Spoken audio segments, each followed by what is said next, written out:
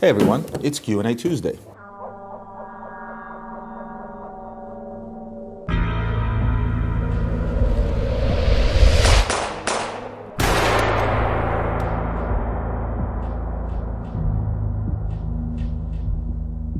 Guys, today we're going to do something a little bit different.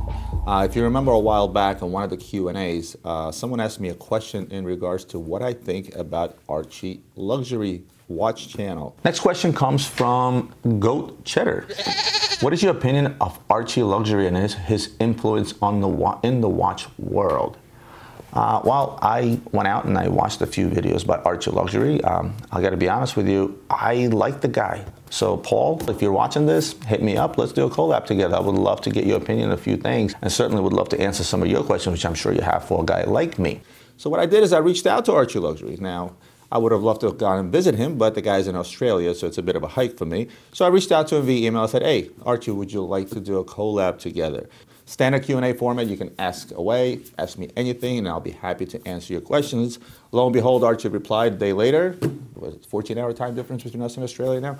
And I said, yeah, I'd love to do a collab. And he actually did a little video on his channel sort of introducing what we're going to do, and then sent me a bunch of questions. So I'm going to go in and start answering those questions. Hey guys, Archie Luxury channel. And today, guys, I'm going to be doing some questions, Q&A, with Roman Scarf. So I got a few questions. What do you think? I'm Archie Luxury. I'm the one who invented the term shitter watch. What do you think of the term shitter watches? And as Archie said, it's gotta fucking hurt. It's gotta cost as much so your wife or girlfriend would go, fuck. That's so funny. What do I think of the term shitter watch that Archie Luxury patented? I guess this is his term, and then when he refers to shitter watch, and I'm trying to get his accent as best as possible here, shitter watch is something that's under $2,000, doesn't have a whole lot of resale value or sometimes horological value.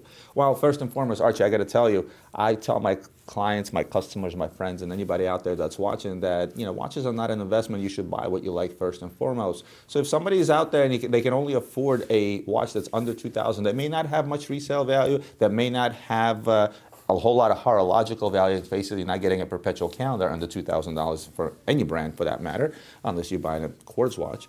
I don't think there's anything wrong with that. I think people should buy what they like first and foremost in the price range that they can afford. And I can think of a bunch of quote-unquote shitter watches out there that would actually be a good value. Again, not a whole lot going on horologically, but value-wise, there's quite a few watches out there you can pick up. Good old Rolex Datejust. That was the first fancy watch I've ever bought myself. I spent $1,000 on a 19-something or other beat-up Rolex Datejust on a Jubilee bracelet where the band was like a rainbow.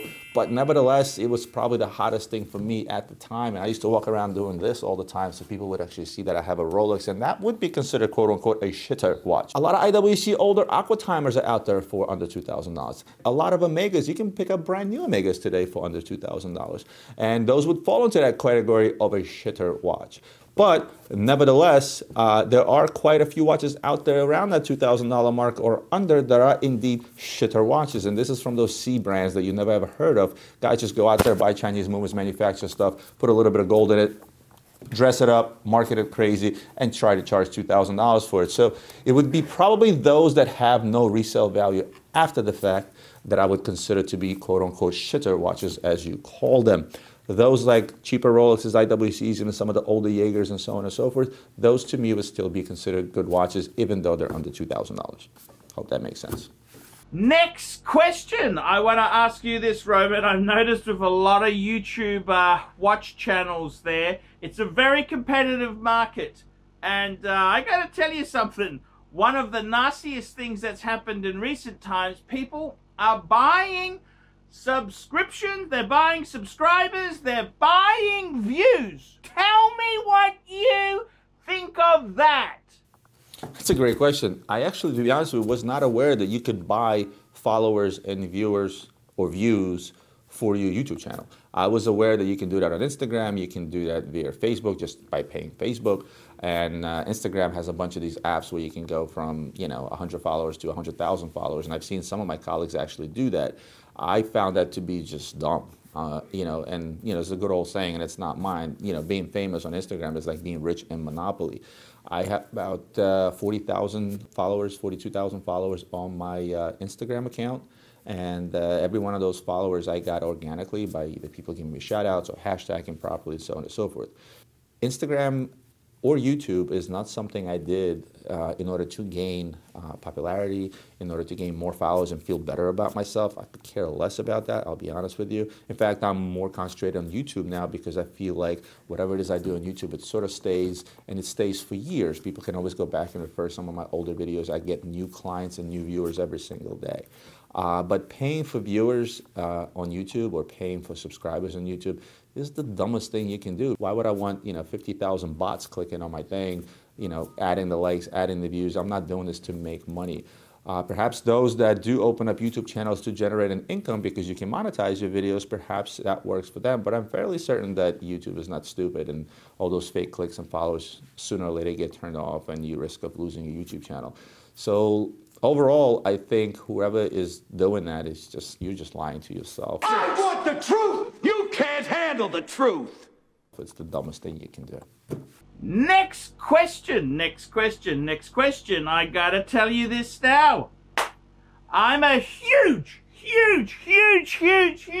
Patek Philippe fan. I love my Patek Philippe. And I wanted to ask you, I recently had some troubles with a Patek Philippe box. What do you think of these Patek boxes where the interior gets that sticky, awful interior? What do you think of that? And what can I do about it? Well, first I got to tell you, I don't share your excitement in regards to Patek Philippe overall, even though it's known as the Rolls-Royce of all watches. I am not a big Patek Philippe fan. My favorite brand, as I'm sure you know, is Audemars Piguet. Nevertheless, I don't knock Patek Philippe. They do make some great timepieces, some great complication. And indeed, I do believe that Patek Philippe is the Rolls-Royce of all watches. But how are you, the Rolls-Royce of all watches out there, by making such crappy boxes as you mentioned? And guess what? I went down to my storage room and I actually found an old Patek Philippe box, similar to the one you show, except this is probably for a Calatrava on a strap. And let's see what this sucker looks like. Not only does it get all sticky and mushy inside, it starts to flake. It starts to crack, it starts to flake. The inner part is probably the worst thing ever. This is not leather, this is like fleather or fake leather. I don't even know what this stuff is. And it flakes over time. It does get sticky on the inside, whether it's from humidity. And the padding, like this thing is actually soft inside. Eventually it starts to deflate and gets hard on you, and then the box completely falls apart. So shame on you, Patek Philippe, for making boxes like this. You're gonna be selling a $20,000, $30,000, $40,000 watch. You're gonna be the Rolls Royce of all watches. Look, this thing is like flaking on me as we speak. I don't know if you guys see the stuff falling down, but this is the end result when I ran my fingers through that fleather, as I called it. The best way to answer that is to use your terminology. This is a shitter box. And it definitely does not go in line with the watches that they produce and the image that they have. Personally, I think Patek Philippe should give the option of previous owner of some of the older pieces that have some of the older boxes to actually return them and be replaced by the newer boxes that they made. So throw that one out. Comes the new box. Now, they did a much better job on the newer boxes, and I think the reason for that is because the stuff inside is actually real leather this time. They spent a little bit more money on making these boxes. It's still nice and soft. There's no flaking. This box is, I don't know how long I've had this box in the office, but it was on an extra shelf, so I must have had it for a while. But nicely executed leather. It's glued better. They're using a different glue in order to glue this leather together. None of this stuff will ever flake or rip on you. I mean, I can do this all day long, and this box will stay intact. So, in the very least, they did fix the issue with their boxes. I'm sure they were fully aware of it. But nevertheless, shame on you for some of the older boxes, and I think you should give your clients the opportunity to get out there and have them replaced for free. In fact, Archie, what I think you should do is contact Patek Philippe, send them an email, send them some pictures of your old boxes. Hey, guys, I have an expensive World Time. I believe you have a World Time Patek. And this is the box that I have for it. Can I get a new box? This is so bad. It's embarrassing. And maybe they'll give you a new one. I want to ask you something. What do you think of Pam? Pam used to be so cool.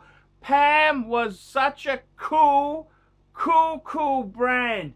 Do you think it's possible that Pam will come back from the living dead? Well, I talked about Panerai in a couple of my other episodes, and to answer your question is, yes, they will. This company is not going anywhere. They're part of the Richmond Group, which will put money into enough advertising and marketing to revive the brand. But there's one more very, very important thing they need to do. Pam came out around the time where the market on watches was hot overall, pre that 2007 financial crisis. And what they did is they jumped on the bandwagon of limited editions. And by limited editions, I mean every single watch they made was a limited edition. They had regular limited editions, which were limited to 500 to 1,000, and they had the limited editions they used to sell over list, the ones they made 100 of, but they were made specifically for something. Why were they so hot when they came out? Because they were different. There was nothing out there like that. It was also around the time where bulky watches were coming into the market as becoming more and more popular. This is when the offshores were taking off. This is when a lot of the bulkier stuff was doing well, the big Breitlings, etc. And all of a sudden you had a bunch of Panaristis out there. Even the website popped up, Panaristi.com, for all those Panerai lovers. I remember those things flying off the shelves. People would call me and they would wait and say, I don't care, I'll pay $2,000, $3,000, $4,000 over list. I want this Panerai in my collection, blah, blah, blah, blah. And then what happened? Poof, they left. And the reason they left the market and the reason they got cold is because they did not reinvent themselves. They've only been around for a short amount of time, so by continuing making the same thing over and over and over and over, they lose. The limited edition stuff lost its appeal. The overall look lost its appeal. You got the Marina, you got the 1950 case, you got the radio mirror, blah, blah, blah, blah, and that's it. And they keep dressing them up differently, making limited editions. After a while, that will lose its appeal.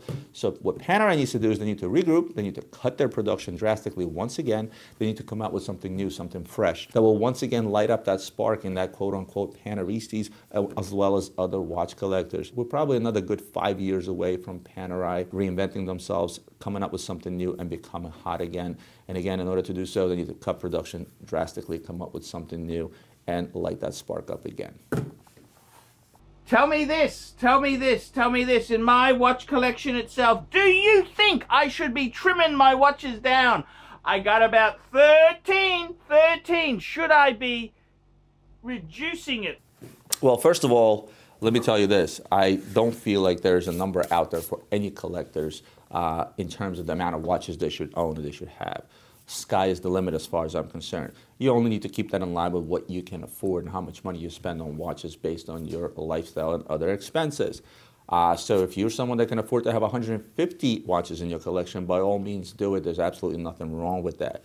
I do tell my clients often that have huge collections, and by huge collections I mean watches that are over 100 pieces. Some clients have 400 pieces. So some clients I have that have a collection that would take them 2 years just to put on every single watch every single day. Do I feel that that's too much? No. If this is what they want and that these watches do get wear time, by all means. But oftentimes clients will call me and say, listen, I think I need to reduce my collection. I have too many watches. And I'm not talking about guys that are out there with 100, 200, 300 pieces. I'm talking about guys kind of like you that have 10, 12, 15 watches. And I simply tell them, it's very simple. Create a spreadsheet with the watch next to it and put a percentage in the right column of how much wear time that watch gets. At the same token, take into consideration sentimental value. Take into consideration iconic pieces. For example, on your steel collection. So I've got the IWC Inji. I got the Explorer 2 40mm Polar. Breguet Type 20, Speedy Man on the Moon. I've got the Tudor Black Bay Heritage with the in-house. I've got a Tudor Hydronaut. Yeah, I made a mistake. I know. Out of the 6 watches that are there, I would most likely hold on to the Tudor Black Bay because I think that's an iconic watch. I would definitely hold on to the Rolex because you can't go wrong with Rolex. It just doesn't go down in value over time. It's always worth the money you pay for it, sometimes even more. The Omega, I'm super biased. I love all the history behind Omega. Man on the Moon watch to me should be a part of anyone's collection. I don't care if you're buying $80,000, $50,000, $100,000 watches out there. You should still have a cheaper Omega in your collection because indeed it's an iconic piece. The Breguet Type 20, it was sort of Breguet's first take on a sports model. Also an iconic piece. Also something I would probably hold on to. What would I get rid of in the first box that you showed me? Not a big fan of that Tudors, not because it's a bad watch, just don't like the way it looks. And the IWC Ingenieur is another one I would probably not hold on to simply because it's a dog. It's a shitter watch, as you like to call it. And there have been so many closeouts on IWC, specifically the Ingenieur models. That's just something that I would probably let go if it doesn't get wear time. Let's move on to your next box. I've also got my pieces on leather straps. I got the Hoya Calibra 11. I got my Zenith El Primero Chronomeister 1969 42mm. And I got my Reverso Jaeger-LeCoultre Reverso Grand Date. Definitely would hold on to the Reverso. I did a whole episode on Reverso history, and that's probably, to me, top 5 iconic watches ever made. If you guys get a chance, watch that episode again, and you'll see why I'm a big fan of the Reverso. The Zenith El Primero, it's a iconic, it's a legendary movement. Why not hold on to that watch? That's a great watch to hold on to. And then the tag, honestly, in my opinion, that's the best looking tag Tech Heuer's ever made. Definitely an iconic piece. I love that watch. So that entire box is definitely a keeper. And I've also got a few. I've got my Pam. I got a Breitling Super Ocean, and I also got my Patek Philippe World Time. Now let's go back to your last. You saved the best for last, and that's your Patek Philippe World Time. I'm not sure which, if you have the older 5110 or the newer one, the bigger or the smaller. But I've always liked the World Times from Patek. In fact, I like World Time watches. To me, they're personally useful because I do travel a lot. And hopefully next time my travels will take me to Australia. I can come visit you in person. But Patek Philippe is a Patek Philippe, and their ad stands true. You don't own a Patek Philippe, you merely hold on to it for the next generation, so to speak. I don't know if you have children or not, but that's certainly a watch I would hold on to and pass on to my children should I keep it long enough. But to answer your original question, there's no such thing as too many watches in your collection. It's a matter of just looking at your collection over time, seeing where the value is, seeing certain watches tanking, maybe it's time to get out. Because look, at the end of the day, that collection adds up to a significant amount of money. If there are certain pieces out there that are tanking and you don't see a potential of them going up in value, and at the same time they're not getting a whole lot of wear time, they're just kind of sitting in your box, then by all means get rid of them. But never set limits to your collection, only set limits based on what you can afford, and just don't overbuy like anything else. Hey, I wanted to ask you, what are your favorite wristwatch channels? And where does Archie Luxury play in that mix? That's a great question. Guess what? You are the only watch channel I am subscribed to at the moment. The reason for that, because I've looked at a few of the other watch channels that are out there, and they all do the same thing. They're all the reason why I got out on YouTube to do my own shows, to do my own channels, because I wanted to do something different. Majority of the watch channels are out there, do the white glove reviews of the watch. They talk about the nuts and bolts of watches and so on and so forth, which is great, and don't knock it. But that information is so available online. You can go to a million different places to figure out the inner workings of any given watch. So I felt like I need to do something different.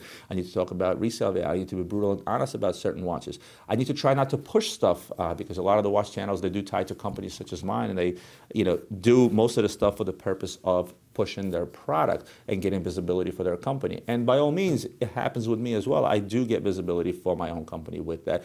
Watches do get sold because of some of the videos that I made on YouTube channels. But my whole purpose was to tell things the way they are, which is why you're the only channel at the moment that I'm subscribed to. If you have any other suggestions, some other channels that you think I should subscribe to, YouTube is a huge space. I'm sure I haven't maybe found those channels that I would be fond of. But I don't have a favorite watch channel because the only watch channel I am subscribed to at the moment is my own company's channel, which is really all product videos, and yours. What do you think the best entry-level luxury wristwatch is? I myself am a huge fan of the Tudor Black Bay. I love the Tudor Black Bay with the in-house movement. You could have the ETA movement as well. I think this is the entry-level decent watch. What is your opinion? Best entry-level luxury watch. Well, I told you my first watch was a Rolex Datejust, and I still feel that that is still the best watch to buy. I do like the Tudor Black Bay. It's a great watch. But unfortunately, Tudor still has that cloud hanging over its head, and the cloud says that other Rolex. And even though it looks like a Rolex, it feels like a Rolex. The movements are mostly the same in all of them, but guess what? It's still not a Rolex. So to me, if you're gonna go first luxury watch, you go with Rolex, Omega, or Breitling, where Rolex being number 1, Omega number 2, and Breitling being number 3. It's affordable, it's recognizable. Most people that buy their first luxury watch, they want people to see that they have another luxury watch. And nothing is going to do it better than a Rolex. So a Rolex Datejust pre-owned around that $2,000 mark, you can get out there, find a slew of Datejusts out there, some older ones that will set you back a little bit of money, but have a huge effect in saying, bam, I have on a fancy watch. How much coin do you need to spend to get a decent wristwatch? Tell me, tell me, tell me! That's always been a tough question for me to answer because it really all depends on how much you can afford. You know, if you're out there and you're getting into watches, this is your first rodeo and you don't know which way to go, first set yourself a budget. And I could only really answer that question based on particular budgets. But if we're talking about under $5,000, which pretty much any hardworking average Joe could afford, again, I'm going to go with Rolex. I'm going to go with Rolex Datejust. I'm going to go with Rolex Datejust 2. I'm going to go with a pre-owned Rolex that will more or less hold its value, because the minute you buy your first watch, you catch a bug, and everybody knows that. So later on, you're going to take that watch and trade it in for something else. I would hate to see someone go out there and buy themselves a brand new IWC or Jaeger or one of those things that won't hold their value as well based on today's market, and then later on find out that they spent $5,000 but they're only getting $2,000 back in trade-in value. Now you get out there, buy yourself a pre-owned Rolex under $5,000. Later on, you decide to upgrade or go up or just sell it flat out because you no longer want fancy watches. In the very least, you'll get most of your money back out of it, sometimes even more. Tell me what you think the optimum number of wristwatches is in a collection. I guess I kind of already answered that question when we talked about, you know, what's too many. The answer is very simple to this question, and that is, how many wristwatches are you going to wear? Ultimately, you should have a dress watch, you should have a sports watch. That really is it. You can also have a few watches with complications based on your lifestyle. If you travel a lot, a GMT watch is a must, or maybe even a world time watch if you can afford it. If you want conversation starters, if you want something that's rare, you should have probably either a vintage piece in your collection or something that's extremely limited, hard to get, such as an extremely limited AP or an extremely limited Panerai for that matter. I personally don't own any watches, and I said this before on my channel, but there's certain watches that I decided to keep, like this Hublot Crystal Sapphire that I just bought. I absolutely fell in love with. I picked it up at a reasonable price. I'm going to wear it for a while, but even still, probably 6 months to a year, I'll probably end up getting rid of it. There's my Diamond Royal Oak that I always wear. That's very sentimental. It's got a story behind it. I did an episode on that too. And that's something I'm probably going to hold on to for quite a while. But I'm different. I have a vault downstairs that have hundreds and hundreds of different watches that I can put on my wrist at any given time and wear it. For somebody who is a private, not a watch dealer, again, make sure you get wear time on all the watches that you own. Make sure you can afford to hold on to as many watches as you have, and that's really it. Use that. Complete this sentence. Archie Luxury is... Archie Luxury is eccentric. Hello, Archie Luxury here. Archie Luxury Channel, f***ers. Hello, Nicholas. What I say there is, look, f***ers. Boring! I could also use words like exciting.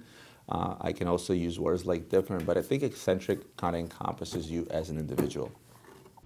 Archie Luxury has been the greatest influence on your videos. Tell me if this is true or not.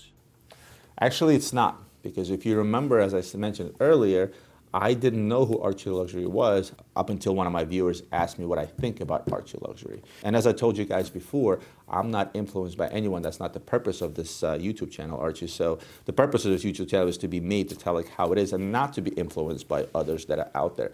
I simply turned the microphone on, turned the camera, and I started answering questions. I started talking about watches as they come across my desk. In fact, I don't even prepare for any of my videos. And literally, when there's a watch on my desk, or 3, 4 watches that come through, I pick them up, I put them on my tray, and I start talking about it. So my videos are not influenced by anyone, with the exception of myself, my knowledge of the market, and perhaps some of the co-workers that are here in Luxury Brazil that say, hey, you should talk about this watch. This is a great watch to talk about.